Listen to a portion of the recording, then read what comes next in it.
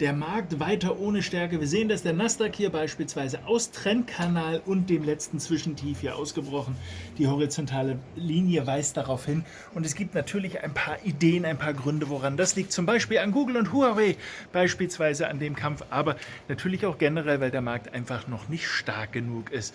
Und meine erste obligatorische Frage, die gilt an Manu-chan. What is most important for you today? Shimizu-san?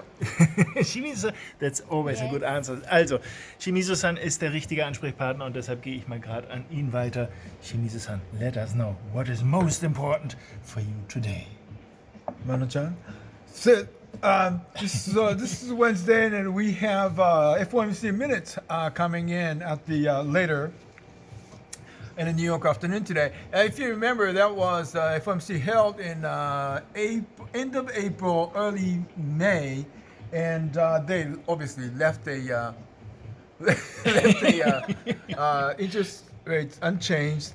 And thus, the focus was after the FOMC, Chairman Powell met the press, and he talked about the slowdown, a little bit of a slowdown of U.S. CPI, Consumer Price Index, and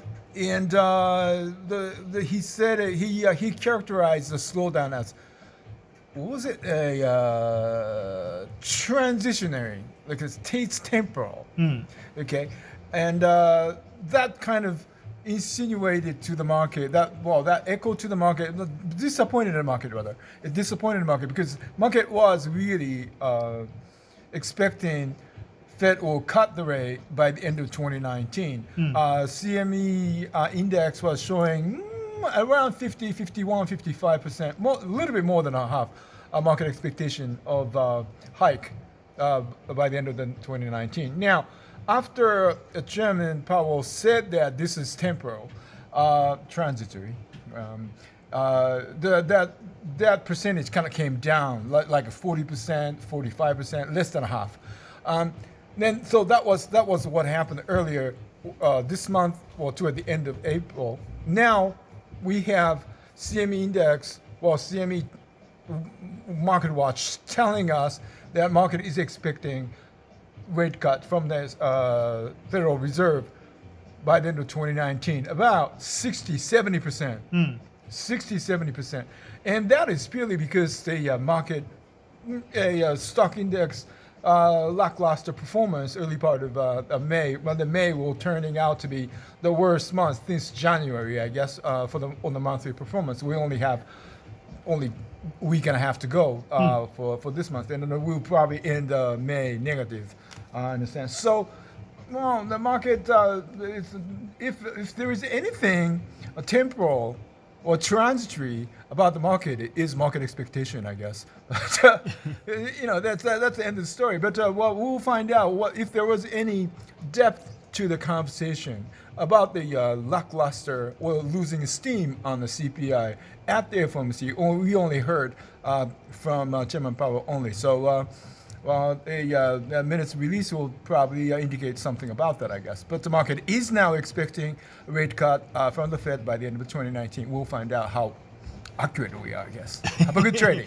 Thanks a lot for your insights. Ich werde das nochmal übersetzen für all diejenigen, die das noch nicht jetzt live sofort mit übersetzen konnten. Shimizu-san sagte, ganz wichtig, heute wird sicherlich sein, was die Fed veröffentlicht, denn es gibt die Minutes, das ist quasi das Protokoll zur letzten Notenbank-Sitzung, und die war ja durchaus ein bisschen wegweisend Ende letzten Monats oder Anfang diesen Monats. Er war sich nicht mehr ganz sicher. Ich muss gestehen, ich weiß es auch nicht mehr. Zeit ist Raum und Schall. Aber was aufgefallen ist, dort hatte Fed-Chef Powell damals in seinem Statement ja gesagt, vorsichtig, das ist alles nur so übergangsweise, die ganzen Daten.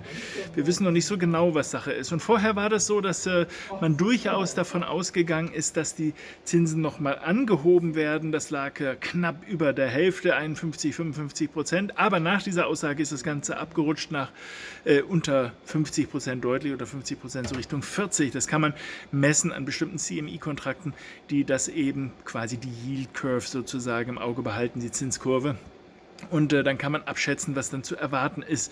Und jetzt geht man doch eher davon aus, sogar 70%, sagte er, dass der Markt sogar eine Zinssenkung sehen wird. Wir werden sehen, was passiert. Er meinte, das Einzige, was stetig ist, ist eben naja, die Transition, also der Übergang sozusagen vom einen in den nächsten Status. Wir werden sehen, was passiert. Tatsächlich ist der Markt aber eher auf fallende Zinsen ausgerichtet.